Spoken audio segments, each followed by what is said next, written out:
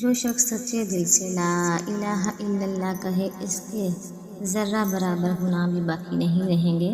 ساری کائنات کا وزن ایک طرف اور لا الہ الا اللہ کا وزن ایک طرف۔ کلمہ شریف کا زبان پر ورد ہمیشہ رکھنا چاہیے۔ کلمہ شریف کا وزن بڑھ جاتا ہے۔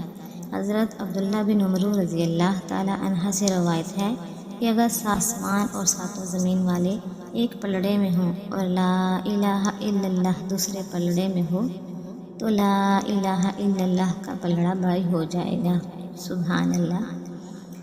حضرت ابو ہریرہ رضی اللہ تعالی عنہ فرماتے ہیں کہ نبی کریم صلی اللہ علیہ وآلہ وسلم نے فرمایا، اپنا ایمان تازہ کیا کرو۔ صحابہ کرام نے عرض کی، یا رسول اللہ صلی اللہ علیہ وآلہ وسلم، ہم کس طرح اپنے ایمان کو تازہ کریں؟